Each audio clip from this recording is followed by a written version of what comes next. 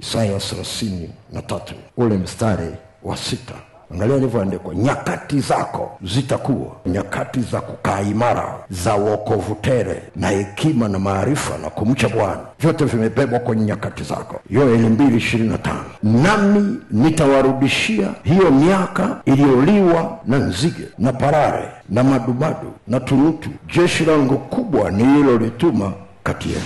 Nyakati zako zinaweza kuliwa kiroho, kwa sababu miaka ni sehemu ya nyakati. Kwa hiyo nzige akija kula, anapokula anaangalia alichotumwa kula. Kwa hiyo kama akila kukaa imara, maana yake utayumba. Kwa hiyo kama amewasazia wengine hivyo vilivyoko, huyu anayefuata atakula wokovu, na yeye akiondoka akisaza, huyu anayefuata akafuata kilichoko huko ndani, hekima. Akiamua kumsazia mwenzake, huyu anayekuja naye anachukua maarifa. Na kama kuna kikosi kingine kinachungulia kimesazwa kitu chochote kwenye nyakati zake, ndio kuna nini? Kuna kumcha Mungu, kinakula kumcha Mungu. Kwa hiyo ni jukumu lako kurudi kwenye mstari ule wa kwanza, sura ile ya kwanza mstari ule wa 4, kucheki walikuwa wanakula nini. Walipokuwa wanakula miaka, walikuwa wanakula nini? Walikuwa wanafuata nini? Yaliyosazwa maana yake anaanza kula akiba.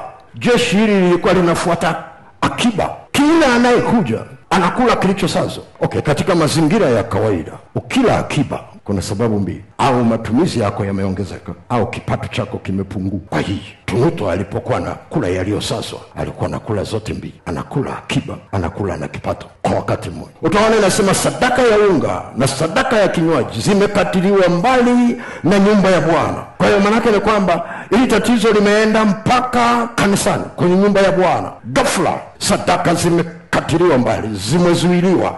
Kuna upungufu wa sadaka bila kuwa na maelezo. Kwa hiyo zile kidogo zilizokuwa zimebaki kwenye account bank zinaanza kutumika, wakitegemea Jumapili zitaongezeka. Haziongezeki. Zikiongezeka na matumizi yanaongezeka. Shamba limeharibika, nchi inaomboleza, taifa na wenyewe wanatumia akiba walioweka kwa ajili ya shughuli mbalimbali za kitaifa. Soma kwenye Biblia uone makundi yaliyotajwa. Yanatajwa makundi ya wakulima, yanatajwa makundi ya watunzaji wa mizabibu, manake wafanyakazi walioajiriwa kwa wakulima. Linatajwa kundi la wafugaji ambao majani yamekauka na mifugo inapata shida kupata maji na inapata shida kupata majani. Sasa angalia kitu kinachotokea. Kinacholiwa sio akiba, miaka. Hapo ndipo chenga inakuja, kwa sababu watu hawaombei miaka, wanaombea akiba. Wanaombea miaka, hawaombei uchumi. Wanaombea uchumi, hawaombei miaka. Hawajachanganya hivyo vitu kwa kuvibeba.